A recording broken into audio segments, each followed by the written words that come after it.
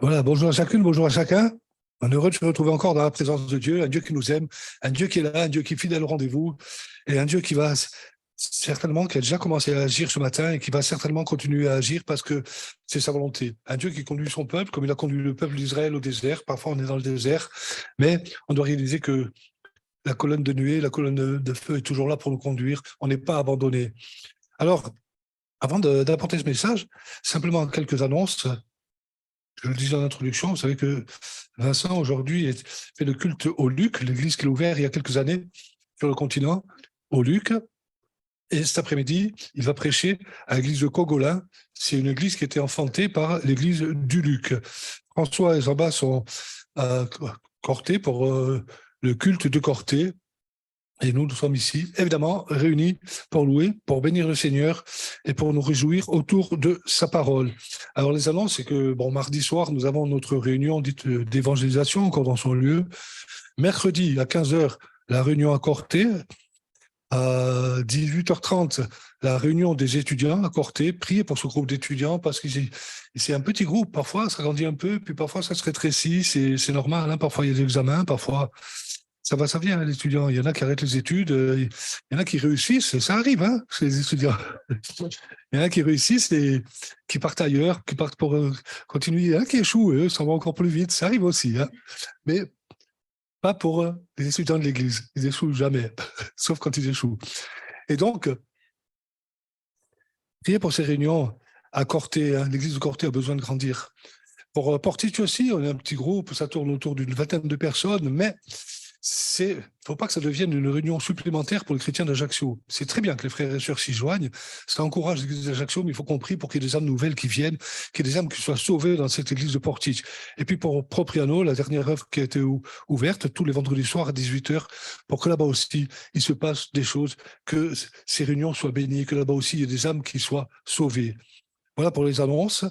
Vous avez reçu les SMS qu'a envoyé Marie-France de la part de Vincent au sujet du deuxième ministère. On a accueilli cet homme-là il y a une quinzaine de jours, il y a 3 semaines. On a eu l'occasion de discuter avec lui dans la pièce à côté, avec le groupe pastoral d'Ajaccio et le bureau. C'est quelqu'un qui, s'il s'engage dans l'église d'Ajaccio, pour ça, on va venir tout de suite au nerf de la guerre. Et il faut les sous, il faut les payer. Et donc, s'il vient pour s'engager dans l'église d'Ajaccio, moi, très sincèrement, hein, sincèrement, c'est rare que je passe la pommade, hein, ça n'existe pas d'ailleurs. Et en parlant avec lui, on a vu que s'il s'engageait dans l'église d'Ajaccio, ce gars-là, il quitte une église qu'il tient depuis 15 ans, qui a grandi. Il quitte un très bon salaire pour avoir un salaire amputé. Sa femme quitte son travail.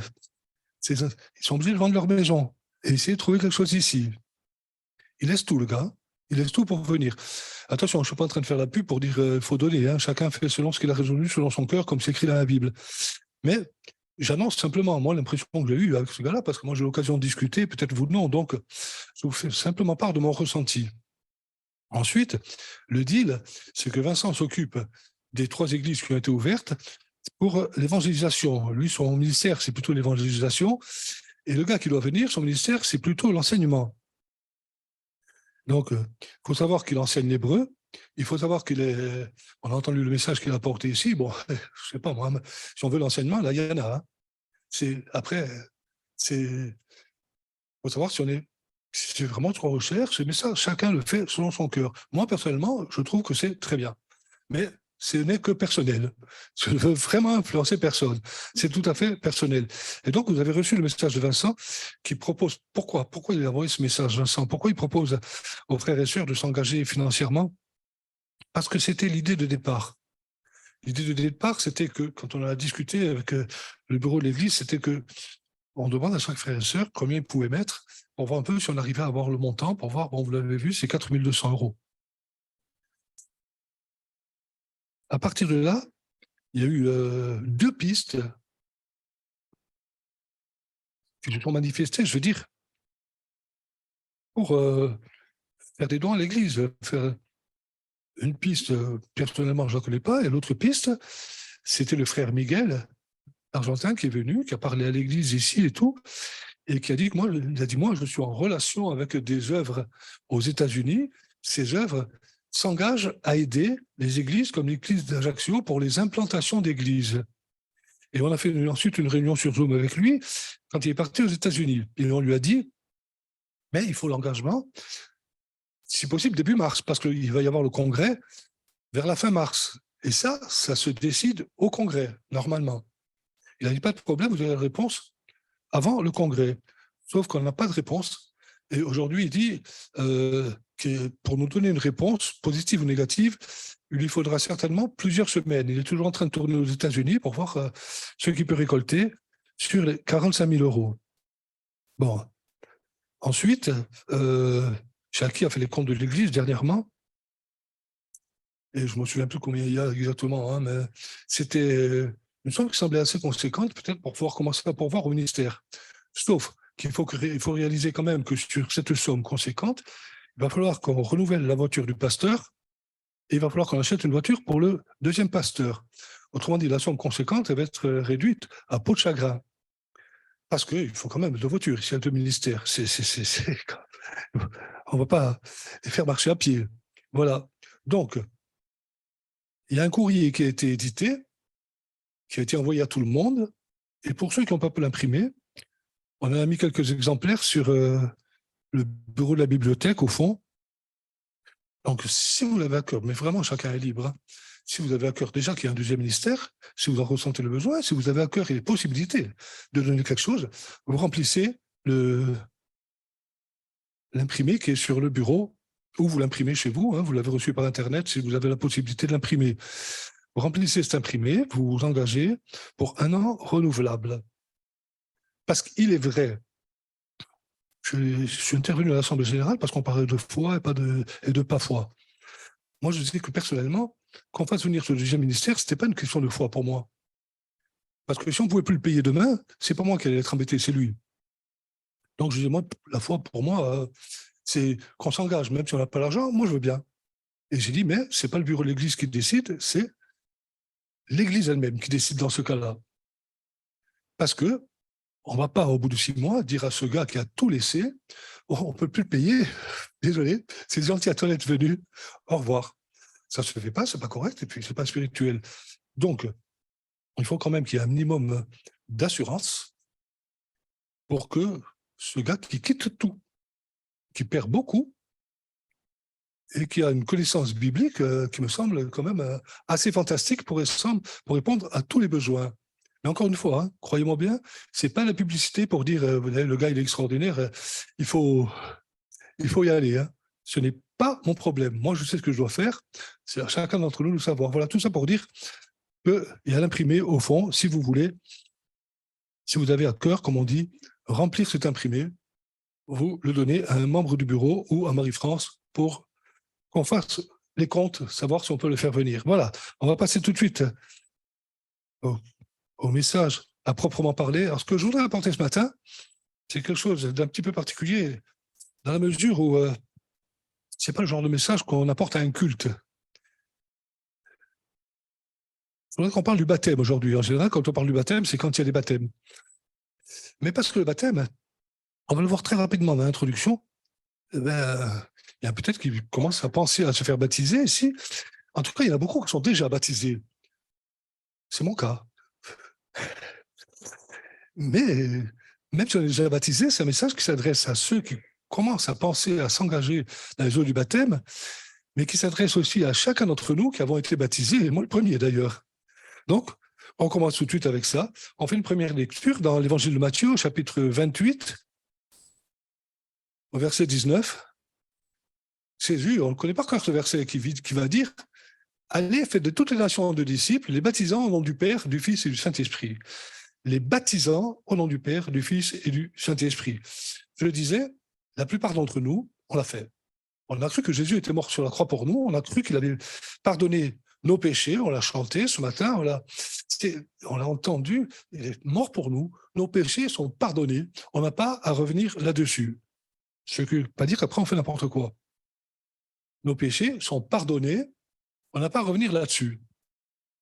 Mais en fait, qu'est-ce qu'on a fait quand on s'est fait baptiser?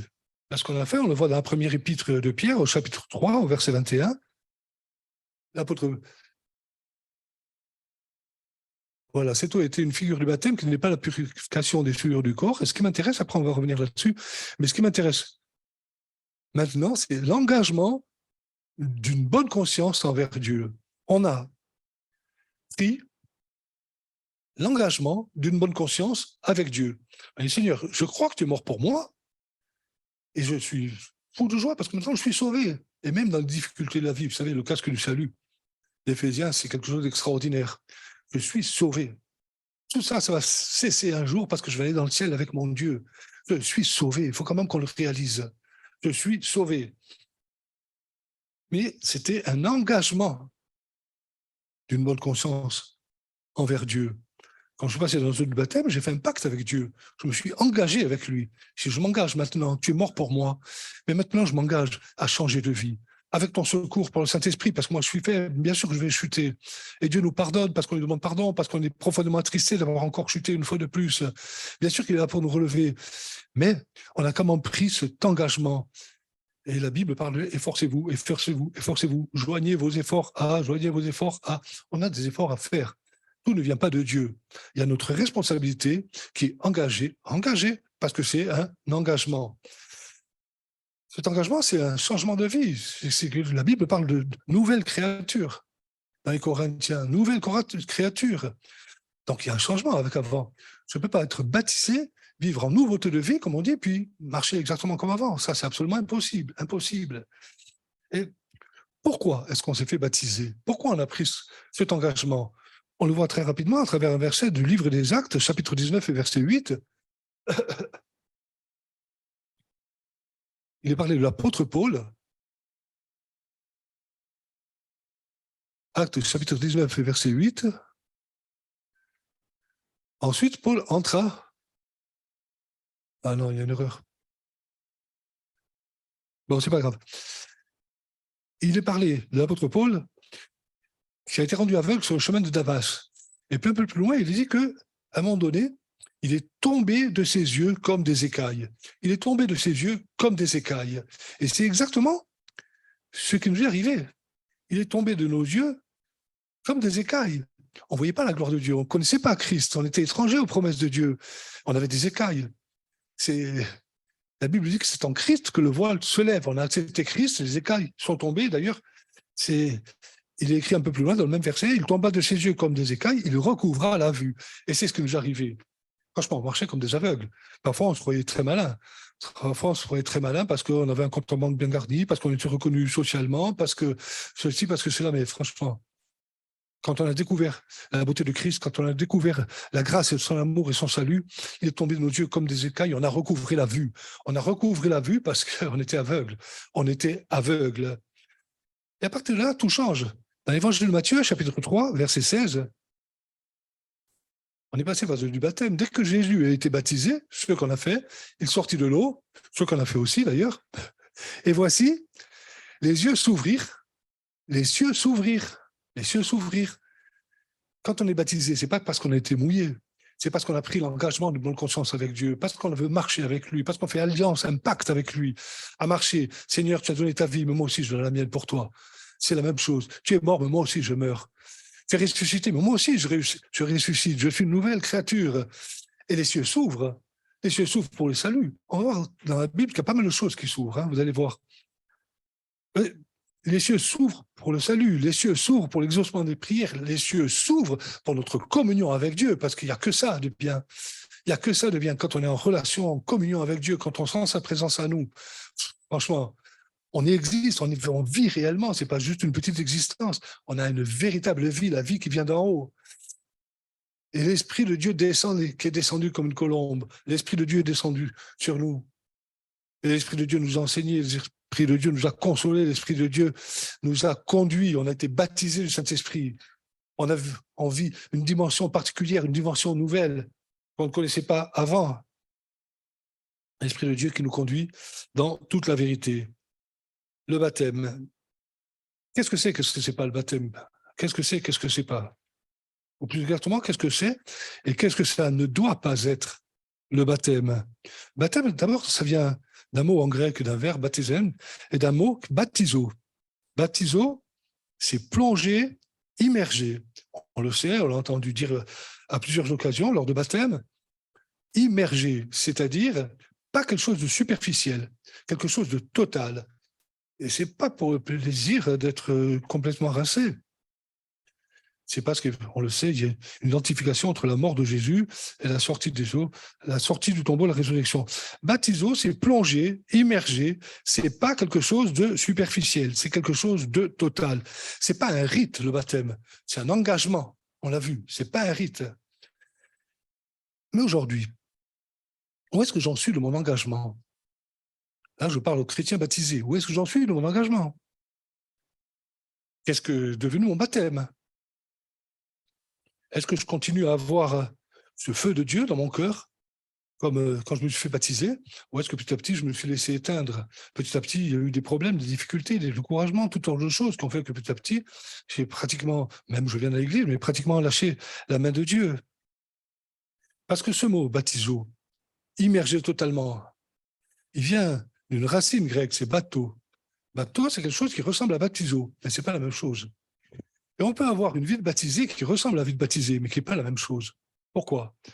Parce que bateau, ça veut dire être immergé de manière temporaire, alors que baptizo, c'est être immergé dans la durée. Dans la durée. Et quand on passe de baptizo immergé dans la durée, qu'on retourne à bateau immergé de façon temporaire, en fait, c'est qu'il y a la perte du premier amour. Il y a la perte du premier amour. Et la vie est difficile parfois. C'est pas toujours très simple. Parfois, il faut lutter. Il faut lutter contre la chair, il faut lutter contre les forces démoniaques, il faut lutter parfois pour des problèmes de la vie. Et bien sûr, ça a tendance à nous décourager. Parfois la maladie, parfois un deuil. Bien sûr, ça a tendance à nous tirer vers le bas. Mais je crois que si on réalise notre engagement, que Jésus s'est engagé, Dieu lui-même en donnant son fils est engagé avec nous par ce baptême, il ne va pas nous laisser tomber. Il ne va pas nous laisser tomber. Et je crois qu'on peut continuer à marcher la tête levée, comme ça a été dit, parce qu'on est fils de Dieu, parce qu'on est des enfants de lumière, parce qu'on est enfants de Dieu. Et je connais peu de parents, j'en connais malheureusement, mais très peu, qui abandonnent leurs enfants, qui les laissent se débrouiller tout seuls dans la vie. Dieu est Dieu.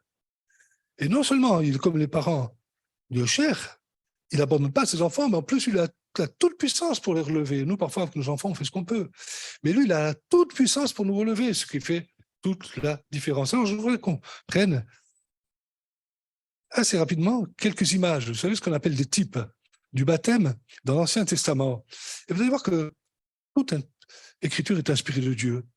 Et c'est très intéressant quand on se penche là-dessus. Parce que, à travers l'Ancien Testament, ça nous permet de mieux comprendre la pensée de Dieu.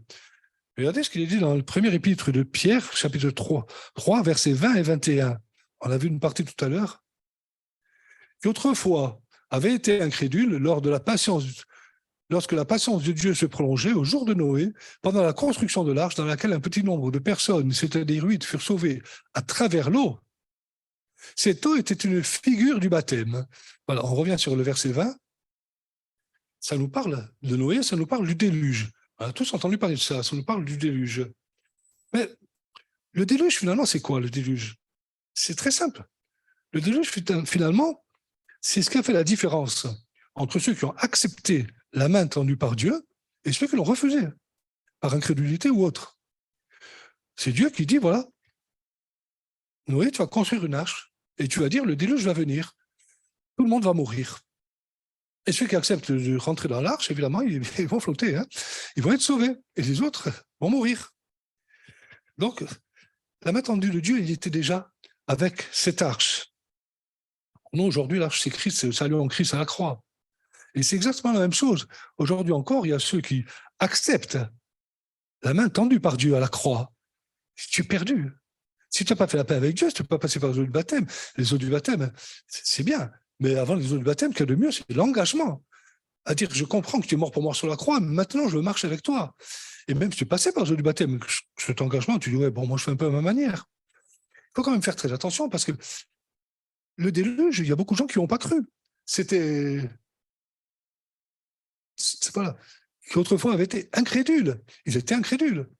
Ils disaient, oui, mais moi, la main de Dieu, l'arche, j'y crois pas à tout ça. Mais aujourd'hui, quand on annonce l'évangile, quand on témoigne, François disait vendredi soir, pour ceux qui étaient là, qu'il a témoigné à une personne dernièrement, et cette personne s'est mise à rire. C'est l'incrédulité. Et moi, un jour au village, on me parlait de la multiplication des pains, je dis, mais c'est une vérité. C'est quelque chose qui s'est vraiment produit. On m'a dit, mais s'il multiplie les euros, là, je viens. Il y a la moquerie. C'est sûr qu'il y a des choses comme ça. Ils avaient été incrédules, mais ils sont morts. Et aujourd'hui, l'incrédulité, ou simplement vouloir garder notre vie telle qu'elle était avant, pas vouloir changer, ça nous pousse à refuser la main tendue de Dieu à la croix. Son fils Jésus qui est mort pour nous, comme eux, ils ont refusé la main tendue dans l'arche. Ils sont morts. Et pour nous, c'est encore pire parce que c'est la mort éternelle. Ça parle d'éternité, ça nous parle de mort éternelle. Alors, la patience de Dieu se prolongeait. Lorsque la patience de Dieu se prolongeait. Et ça aussi, c'est toujours d'actualité. Regardez, deuxième épître de Pierre, chapitre 3, verset 9. Le Seigneur ne tarde pas dans l'accomplissement de la promesse, comme quelques-uns le croient, mais il use de patience envers nous, ne voulant pas qu'aucun périsse, mais voulant que tous arrivent à la repentance. Au jour de Noé, il y avait la patience de Dieu qui se prolongeait. Aujourd'hui encore, il y a la patience de Dieu qui se prolonge. Mais la patience de Dieu, elle aura une fin. La porte de l'arche a été fermée, ceux qui n'étaient pas dans l'arche ont péri. Et aujourd'hui encore, la patience de Dieu aura une fin. Un jour, il fermera la porte de l'arche, le temps de la grâce sera terminé. Si on n'a pas accepté Jésus, on sera perdu pour l'éternité. Et ça, c'est horrible. Alors, mon ami, si tu es là ce matin, si tu n'as pas encore accepté Jésus dans ta vie, je te conseille, je te supplie même de le faire parce que l'éternité sans Dieu, c'est intenable. C'est horrible. Et tu ne peux plus revenir en arrière. Aujourd'hui, tu peux toujours revenir en arrière. La patience de Dieu est toujours... Mais quand on parle de patience de Dieu, il y a un verset de la Bible qui dit aussi d'attention de ne pas lasser la patience de Dieu. Parce que la patience de Dieu, c'est quelque chose de magnifique. Il y a un verset qui dit aussi la patience du Seigneur est notre salut. Heureusement pour nous d'ailleurs. Mais ne pas lasser la patience de Dieu, parce que on risque de s'en mordre les doigts pour l'éternité, même si on est déjà baptisé. Il faut quand même qu'on fasse attention à nos vies. Et puis ce verset va dire que c'était... On revient au verset précédent, 1 Pierre 3,20. Ce verset nous dit que c'était un petit nombre, c'est-à-dire 8. Un petit nombre de personnes, c'est-à-dire 8. Un petit nombre de... Et moi, ce petit nombre de personnes sont rentrées dans l'arche, qui ont été sauvées, ça me rappelle aujourd'hui, tout simplement, il y aura beaucoup d'appelés et peu d'élus. C'est exactement la même chose. Il y aura beaucoup d'appelés et peu d'élus. Et ce 8, qu'est-ce que c'est 8? Alors, je vais vraiment vous apprendre quelque chose. Écoutez bien. 8, c'est 7 plus 1. Vous avez suivi? 8, c'est 7 plus 1. Mais en fait, ça veut dire quoi? Noé et sa famille. Si on regarde le texte, on va voir que c'est sa famille qui est rentrée avec Noé, pas les autres. Noé, c'était le chef de famille. Nous, notre chef de famille, c'est Jésus. D'ailleurs, la Bible appelle Noé le prédicateur de la justice. Et qui c'est le prédicateur de la justice pour nous dans le temps de la grâce? C'est Jésus. Donc, c'est 7 plus 1. Et en plus, 7, c'est le chiffre parfait, c'est le chiffre accompli. Noé et sa famille, Jésus et son Église. C'est-à-dire que le chiffre parfait, c'est le chiffre de ceux qui seront sauvés pour l'éternité quand Dieu fermera la porte de la grâce. Et ce chiffre-là, il n'y a que Dieu qui le connaît. Il n'y a que Dieu qui le connaît. Alors, je crois que c'est important pour nous de ne pas rater le coche. De ne pas rater le coche. Parce qu'il y a 8 et il n'y a pas 9. Après, la porte a été fermée. Et je parle là à tout le monde. Ceux qui ne sont pas encore baptisés, ne ratent pas le coche, accepte Jésus. Tu ne vas pas l'accepter en disant ouais, comme ça je vais être sauvé. Non, ça, c'est pas vrai. Tu vas accepter parce que tu vas dire j'ai compris que Jésus est mort pour moi sur la croix, que mon péché a été payé, terminé. On n'en parle plus du passé. Mais j'ai compris aussi que maintenant je vais m'engager avec lui. C'est pas une plaisanterie quand même, parce qu'il y a des luttes et des combats dans la vie chrétienne. Et si on croit toujours que c'est une plaisanterie, on va avoir des surprises à l'arrivée. Des surprises à l'arrivée. Et un autre exemple tiré de l'Ancien Testament, on le voit dans la deuxième épître de Corinthiens, chapitre 10, verset 2. Je vous prie, lorsque je représente... Mais c'est pas possible, hein, je me suis trompé dans tous les versets ou quoi? Alors, ça n'a rien à voir. Hein. Rien à voir. L'apôtre Paul parle de être baptisé dans la nuée et dans la mer. Être baptisé dans la nuée et dans la mer. Ils ont été conduits par la nuée, ils ont traversé la mer Rouge. Baptisés dans la nuée et dans la mer, le passage de la mer Rouge. Et Paul l'identifie au baptême. Il l'identifie au baptême. Il dit, c'est un type du baptême. Pourquoi? Parce que s'ils ont traversé la mer Rouge, ils sont sortis d'Égypte à ce moment-là. C'est-à-dire, l'Égypte, pour nous, on le sait, pour la Bible, c'est une image du monde, une image du péché. On est sorti, on est tiré hors d'eux. Je dis dernièrement, l'Église, ça vient de ecclésia en grec. Ex, ça veut dire hors d'eux. Ecclésia, c'est mis à part. Non seulement c'est hors d'eux, mais c'est loin d'eux. On se mélange plus avec le péché, on se mange plus avec ces choses-là. Donc, on est sorti d'Égypte, eux ils sortaient d'Égypte, et nous on est sortis du monde, on est sortis du péché. Ils ont été libérés de l'esclavage de Pharaon. Pharaon, on le sait, c'est l'image du diable. On était des esclaves. On était esclaves. Au milieu de nous, franchement, on était tous dans le péché. On était des esclaves du péché. On était esclaves parfois de la maladie, esclaves de la dépression. On a été tirés de l'esclavage, etc., etc. Et ils sont en route, en traversant la mer Rouge, l'image du baptême. Ils sont en route vers le pays de la promesse, vers le pays que Dieu a promis de leur donner. Et nous, on est en route vers le ciel, de la même manière. Alors, quand ils ont traversé la mer Rouge, l'image, voilà. Quand ils ont traversé la mer Rouge, ouais, je vais faire l'envers. Ah, c'est un, comment dire. Quand ils ont traversé la mer Rouge, ils sont passés de l'autre côté, comme nous au baptême. On est passé du péché, on est passé à la liberté, etc., etc. Mais qu'est-ce qui s'est passé ensuite avec ce peuple de Dieu? Ils ont eu des luttes, ils ont eu des combats, ça n'a pas été facile pour conquérir le pays de la promesse. Dieu ne leur a pas donné comme ça, il a leur part à faire. Et à travers ces luttes, à travers ces combats qu'a eu le peuple d'Israël, bien qu'ils aient traversé la mer Rouge, je veux dire par là qu'ils ont eu beaucoup de difficultés, mais les miracles les accompagnaient. Et quand on passe par les eaux du baptême, ça ne veut pas dire tout est réglé, j'ai plus de problèmes, j'ai plus de difficultés. Tu vas avoir des problèmes, tu vas avoir des combats, comme ce peuple d'Israël, tu vas avoir des difficultés, mais les miracles t'accompagneront. Les miracles seront toujours là, petits, grands miracles, miracles. Les miracles seront toujours là pour t'encourager, pour que tu ne coules pas, pour que tu ailles de l'autre côté, en sécurité. Le baptême, ce n'est pas une vie tranquille, ce n'est pas une vie sans histoire. Ça nous fait passer de l'autre côté. Mais c'est une vie protégée par Dieu. Un autre type du baptême, le dernier, on le voit dans le deuxième livre des Rois, au chapitre 5, au verset 14. 2 Rois 5, 14. Ça nous parle de l'histoire de Naaman. Ça aussi, on entend souvent parler. Mais on va le voir comme une image, comme un type du baptême.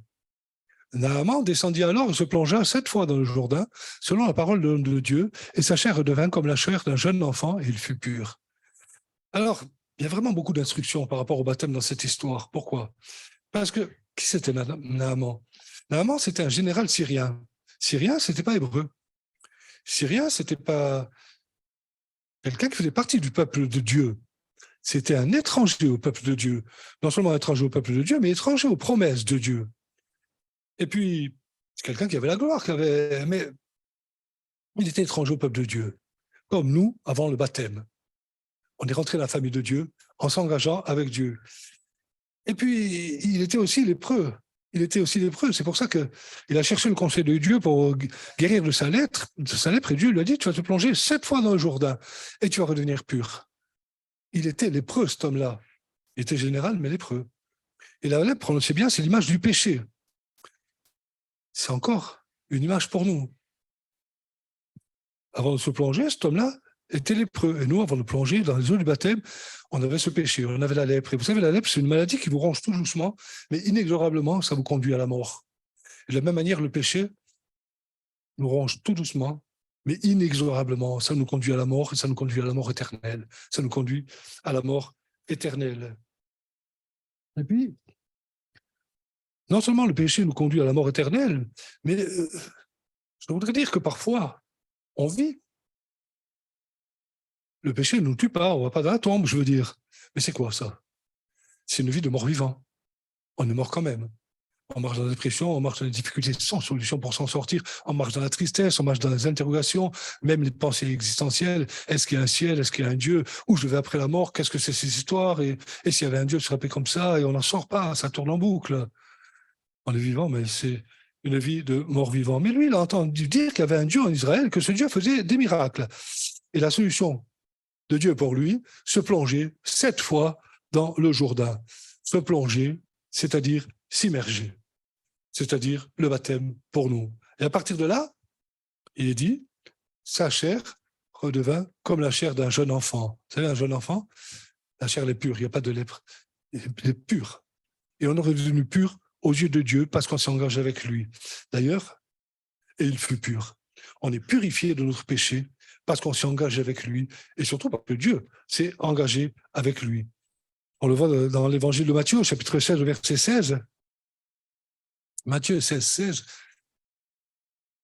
Celui qui croira et qui sera baptisé, qui sera plongé comme Naaman, sera sauvé. Mais celui qui ne croira pas, celui qui ne plongera pas, gardera sa lèpre, gardera son péché et sera condamné. Sera condamné, c'est la Bible qui le dit. Alors, à travers ces types, à travers ces images, qu'est-ce qu'on a vu? On a vu que par le baptême, ou plus exactement par notre engagement personnel à marcher selon la volonté de Dieu, c'est un engagement de bonne conscience. On a vu premièrement qu'on faisait partie de ce que la Bible appelle, beaucoup d'appelés, nous, peu d'élus, ceux qui sont rentrés dans l'arche. Faisons-le pendant qu'il est temps. On a vu deuxièmement qu'on a été sauvés de l'esclavage du péché. À traverser la mer Rouge, une image du baptême. Et troisièmement, on a vu qu'on a été rendu pur aux yeux de Dieu, comme Naaman, parce que par ce baptême, par cet engagement, on est rentré dans la grâce. On va sauter le verset de Romains. On va passer directement à la fin du message avec le fait qu'on a bien compris, à travers cet engagement, on laisse tout derrière nous. On laisse tout derrière nous. On ne reprend pas les choses anciennes. Ça peut nous arriver, mais on se reprend. Et on dit, Seigneur, j'ai fait une erreur, je laisse tomber. On peut faire des erreurs dans la vie chrétienne. On peut faire des erreurs. Ça arrive à tout le monde. Ça arrive absolument à tout le monde. Si tu fais une erreur, tu en parles avec Dieu. Et tu t'en repens sincèrement. Et crois-moi que tu vas être comme Naaman. Lui s'est plongé 7 fois, pas qu'une. On peut se replonger plusieurs fois, revenir à notre engagement initial et dire, Seigneur, je n'aurais pas dû faire ça, je te demande pardon. Et si on vient te dire le contraire, ok, il y a déjà le diable qui est l'accusateur des frères, on veut se rajouter au groupe, ok, pas de souci, la porte est ouverte, mais on est là pour encourager celui qui se repent, on est là pour encourager celui qui veut revenir à son engagement initial, on est là pour le bénir et pour l'encourager à reprendre sa marche avec Dieu. On laisse tout derrière nous. Et on le voit à travers un dernier texte de l'Ancien Testament, le livre de Josué, chapitre 4 et verset 9. Josué dressa aussi 12 pierres au milieu du Jourdain, à la place où s'étaient arrêtés les pieds des sacrificateurs qui portaient l'arche de l'Alliance, et ils sont restés jusqu'à ce jour. Mais il est extraordinaire, ce verset. Il est vraiment extraordinaire parce que, regardez bien, 12 pierres, c'est quoi 12 pierres? Une pierre pour chaque tribu d'Israël. Une pierre pour chacun d'entre nous. Tous sont représentés. Tout le peuple de Dieu est représenté. C'est nous, le peuple de Dieu aujourd'hui. On est tous représentés devant Dieu. Et quand ils ont dressé 12 pierres au milieu du Jourdain, au moment de franchir ce Jourdain et d'entrer dans le pays de la promesse, comme nous, encore une fois, comme nous, l'image du baptême, on a franchi la frontière pour entrer dans le pays de la promesse par la grâce de Dieu. Le Jourdain, ça veut dire qui descend, ça veut dire aussi le fleuve du jugement. Ça veut dire aussi le fleuve du jugement. Et ce Jourdain, le fleuve du jugement, il s'est ouvert pour les laisser passer. Et pourquoi il s'est ouvert? Pourquoi il s'est ouvert? À la place où s'étaient arrêtés les pieds des sacrificateurs qui portaient l'arche, parce qu'il y avait l'arche qui était là. L'arche est passée devant eux, le Jourdain s'est ouvert. Jésus est passé avant nous, la grâce s'est ouverte pour nous. Il y a beaucoup, je le disais tout à l'heure, beaucoup de choses qui s'ouvrent dans la Bible. Tout à l'heure, on a vu que Jésus, à son baptême, le ciel s'est ouvert. L'Esprit de Dieu est descendu. Le ciel va s'ouvrir pour toi si tu t'engages avec Dieu. Le ciel va se réouvrir pour toi si tu reprends ta marche avec Dieu. Le ciel va s'ouvrir pour toi tout à nouveau si tu dis, OK, j'ai commis des erreurs. C'est vrai, j'ai fait des erreurs. Mais ces erreurs, je vais les laisser tomber. Et maintenant, je marche vraiment avec mon Dieu. Le ciel va s'ouvrir pour toi. Mais on l'a vu aussi, il n'y a pas que le ciel qui s'est ouvert. On a vu que la mer Rouge s'est ouverte. On laissait passer de l'autre côté. Le Jourdain s'est ouvert, on le voit. Il y a beaucoup de choses qui s'ouvrent. On laissait passer le peuple de Dieu. Le voile du temple s'est déchiré pour laisser rentrer le peuple de Dieu. C'est ouvert pour laisser le peuple de Dieu là où il n'avait pas d'accès, dans le lieu très saint, nous, dans le ciel. On va s'en priver. Toutes ces choses qui s'ouvrent, je suis sûr qu'on peut en trouver d'autres, des choses qui s'ouvrent dans la Bible. Et toutes ces choses sont ouvertes. Ici, c'était l'arche qui était là, et ils étaient conduits par quelqu'un. Ils n'étaient plus conduits par Moïse, le type de la loi, ils étaient conduits par Josué. Josué, en hébreu, c'est Yeshua. Yeshua, ça se traduit par Jésus. Ils étaient conduits par une image de Jésus. Ils ont pu traverser le fleuve du jugement parce qu'ils étaient conduits par une image de Jésus, par Yeshua. Et nous, de la même manière, on ne pourra jamais traverser le fleuve du jugement qu'en étant conduit par Jésus. Ça veut dire qu'il y avait un fleuve du jugement. Ce fleuve du jugement, il y a encore aujourd'hui. On a le choix de rester du mauvais côté. Dans l'ancien pays, l'esclavage, c'est notre choix personnel. Et on a le choix de traverser avec Jésus notre tête, avec Yeshua qui est là, avec l'arche qui est là, et de passer de l'autre côté pour être sauvé. Parce que le salut, parfois, ça se présente qu'une fois dans la vie. Parfois, ça se présente plusieurs fois. Mais quand vient l'heure de passer de l'autre côté, si on n'a pas ce salut, on est le plus malheureux des hommes, et pour l'éternité. Pour l'éternité. Et finalement, ces pierres, ils ont dressé. Où ils avaient pris ces pierres? C'était avant de traverser le Jourdain. Donc, ils avaient pris dans le pays d'où ils venaient. Ils avaient pris dans le pays où ils avaient été esclaves.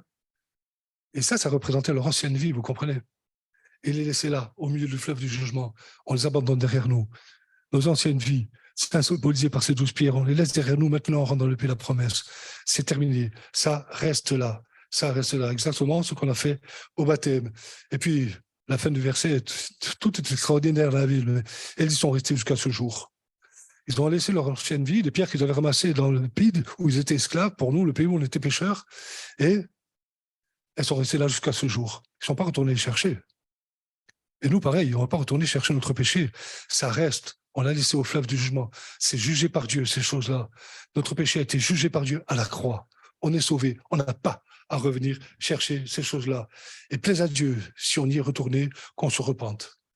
Qu'on se repente.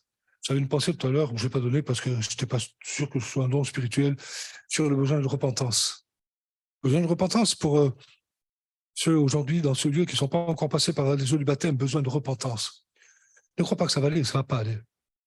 Tu vas peut-être bien faire ta vie, tu vas peut-être même réussir ta vie, mais tu es perdu pour l'éternité. Et je suis désolé encore une fois d'appeler un chat, mais tu es perdu pour l'éternité. Et si tu ne rentres pas, si tu peux passer dans l'éternité, tu vas te présenter devant Dieu avec ton péché, tu seras perdu pour l'éternité. Et ça, évite-le. Tu as la main tendue. L'arche, elle a duré des années, la construction. Ils avaient tout le temps qu'ils voulaient pour entrer dans l'arche. Ils ont refusé. Ça fait peut-être des années que tu entends parler de l'évangile, que tu écoutes l'évangile.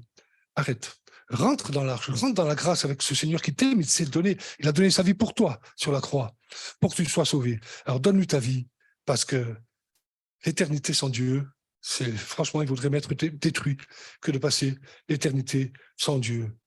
Ces pierres, ils n'ont pas reprises dans le Jourdain. Je veux dire par là que quand ils ont traversé le Jourdain, il y avait un avant, il y avait un après, il y avait vraiment une nouvelle vie. Et aujourd'hui, parce que c'est quand même ça le but du message, où j'en suis avec Dieu. Si tu n'as pas pris l'engagement, je le répète, prends-le, prends-le. Mais pour nous, là, je m'adresse aux baptisés.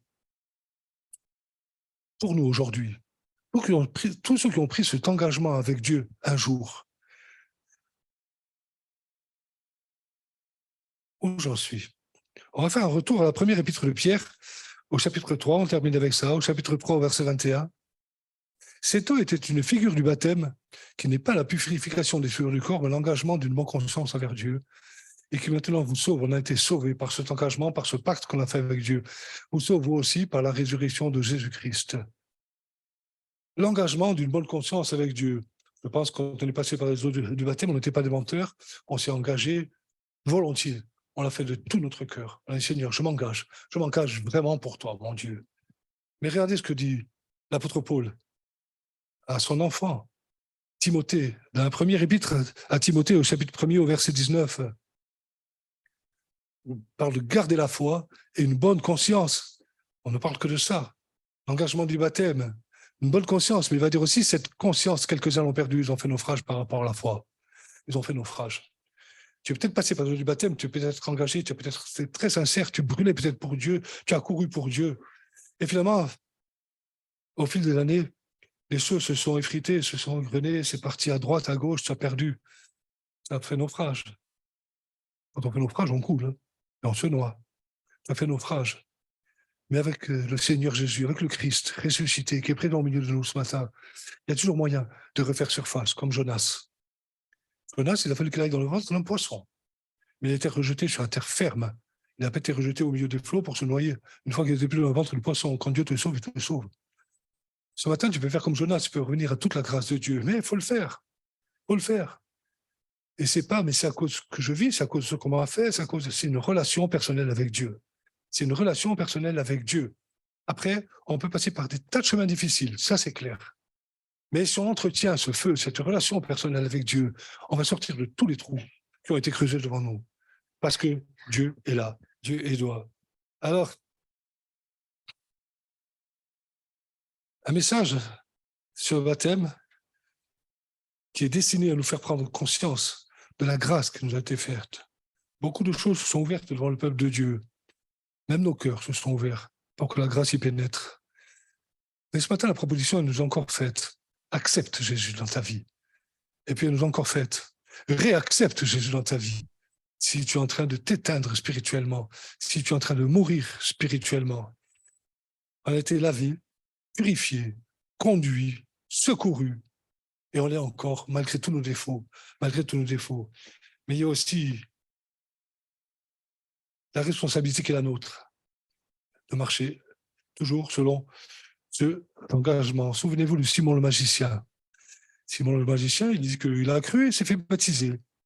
Mais quand il a vu que les apôtres priaient pour les personnes qui étaient là et qui recevaient le don du Saint-Esprit, il a voulu acheter aux apôtres le don du Saint-Esprit. Pourtant, il s'était fait baptiser. Mais il n'avait rien compris, même baptisé. Et la réponse des apôtres, c'était que ton argent périsse avec toi, parce que ton cœur n'est pas droit devant Dieu. Il n'y a pas d'engagement. L'engagement, c'est que nos cœurs est droit devant Dieu. Lui cherchait la gloire. C'est ça qui l'intéressait. Comme celui, quand il a chuté, il a dit au prophète, reviens avec moi, afin que je sois honoré devant le peuple. Ce n'est pas sa chute qui intéressait. On n'a pas à paraître honoré devant Dieu. On est là pour servir Dieu, on est là pour marcher avec Dieu. Il faut connaître les motivations de nos cœurs aussi. Et finalement, Jean-Baptiste lui-même a condamné certains comportements. Matthieu, chapitre 3, versets 7 et 8. Voyant venir à son baptême beaucoup de pharisiens et de sadducéens, il leur dit, race de vipères, qui vous a appris à fuir la colère à venir? Vous vous rendez compte ce qu'il dit aux gens? Race de vipères, race de vipères. J'ai vu les mêmes propos aussi. Qui vous a appris à fuir la colère à venir? Produisez donc du fruit digne de la repentance. C'est-à-dire, ces gens-là, des religieux, ils venaient pour être baptisés, le baptême de repentance. Je parlais de repentance, le premier pas avec Dieu. Confesse ton péché devant Dieu. Produisez donc du fruit digne de la repentance, c'est-à-dire, finalement, marche selon l'engagement que tu as pris. Marche selon l'engagement que tu as pris avec ton Dieu. Parce que il y a un très grand danger dans nos assemblées. On a appris qu'on était sous la grâce. Et ça, c'est magnifique. Et c'est vrai. Et c'est vrai. Mais il y a vraiment un très grand danger. C'est de dire, moi, je suis sous la grâce. Je suis sous la grâce. Alors, bien sûr, tu es rentré dans la grâce. Moi aussi, je suis rentré dans la grâce. Quand je passais par le baptême que j'ai pris, cet engagement. Mais il y a aussi notre responsabilité. Et être sous la grâce, quand finalement on mène notre vie un peu comme le monde, ça ne veut rien dire. Ça ne veut plus rien dire. La grâce, c'est la grâce. Dieu nous a fait grâce, c'est une grande vérité. Mais Dieu n'est pas là pour jouer avec tous nos caprices non plus. On est là pour lui apporter l'envie. Voilà, je termine en disant simplement que la grâce de Dieu, c'est la grâce de Dieu. Ne la méprisons pas. marchons avec lui, donnons notre vie au Seigneur Jésus. On a vu combien de versets qui nous parlent de choses qui s'ouvrent pour nous permettre de passer de l'autre côté parce qu'on n'est pas capable. Le Jourdain dit que c'est un fleuve impétueux, c'est incapable de passer de l'autre côté. On est emporté par le fleuve du jugement, c'est un fleuve impétueux, vous voulez qu'on aille. On est emporté par ce jugement, mais par la grâce de Dieu. Parce que Josué est là, Yeshua, parce que l'arche est là, Jésus, le fleuve s'ouvre. Et quoi que tu fais aujourd'hui, quelle que soit ta vie chrétienne aujourd'hui, quel que soit ton passé aujourd'hui, si tu acceptes ce qui a été dit dans ce message, Jésus dans ta vie, ou que Jésus revienne dans ta vie, mais bien sûr qu'il va te faire grâce, si tu es sincère dans ton engagement. Que Dieu soit béni. Voilà. Je voudrais qu'on ait simplement 1 ou 2 minutes de prière. Je ne vais pas faire l'appel parce que ça, c'est vraiment très personnel entre moi et Dieu. Je ne vais pas faire l'appel, mais que chacun, dans le secret de son cœur, ou à voix haute si ça vous amuse, mais chacun, il y a des choses qu'on n'a pas tellement envie de dire à voix haute parfois. Et dans le secret de notre cœur, Dieu le connaît. Que chacun, dans le secret de son cœur, je vais prier en même temps. Dis à Dieu, je veux passer par le baptême. Je veux prendre cet engagement. Je veux revenir au baptême. Je veux revenir à l'engagement. Pendant 1 ou 2 minutes, qu'on élève nos voix ou nos cœurs dans le secret de notre cœur et qu'on parle à Dieu. Qu'on parle à Dieu qui est là pour nous entendre. Seigneur, notre Dieu, je te bénis pour ta parole parce que c'est toujours, pour aujourd'hui, c'est encore une parole de grâce, mais aussi c'est une parole de vérité. Jésus est venu, il était plein de grâce et de vérité. Il a apporté la grâce, mais il a aussi apporté la vérité. Cette vérité, on n'en fait pas n'importe quoi. On marche selon la vérité de l'Évangile. Alors, je te prie, mon Dieu, pour chacun d'entre nous, et moi le premier, Seigneur, pour que tu nous fasses grâce encore aujourd'hui. Je te prie, mon Dieu, pour que, à travers ce message, tu parles au cœur, tu parles aux esprits bien disposés, Seigneur, à ceux qui veulent vraiment changer de vie, à ceux qui veulent vraiment passer de l'autre côté, ceux qui veulent vraiment dire maintenant, Seigneur, je reconnais mes erreurs, je veux passer par le jour du baptême, mais plus que passer par le jour du baptême, maintenant, mon Dieu, je veux marcher avec toi, m'engager avec toi, ou je veux revenir à toi, je veux faire abstraction des erreurs, abstraction du passé, et je veux marcher avec toi. Compris qu'on élève nos voix, nos cœurs vers notre Dieu pour lui apporter le désir de nos cœurs pendant quelques secondes encore.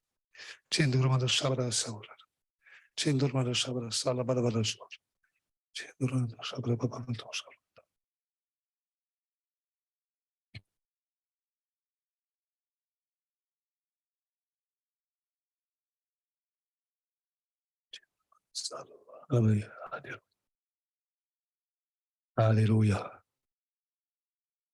Amen. Amen. Si tu es venu devant ton Dieu, si tu es venu devant ton Dieu, ne crains pas. Il entend ta prière.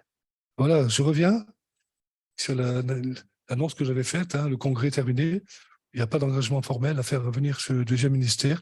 Vous allez toujours les imprimer à votre disposition. Ah tiens, à propos, une nouvelle qui peut intéresser l'Église d'Ajaccio, c'est que une décision a été formalisée à ce congrès. C'est le départ d'Anel et Maïssa, mon fils et ma belle-fille, le départ d'Anel et Maïssa de Toulon pour l'église d'Aix-en-Provence. Voilà, à partir du mois de septembre, ils serviront avec Nathanaël dans l'église d'Aix-en-Provence. Priez pour eux, que Dieu les conduise, que Dieu les bénisse. Amen. Que Dieu vous bénisse.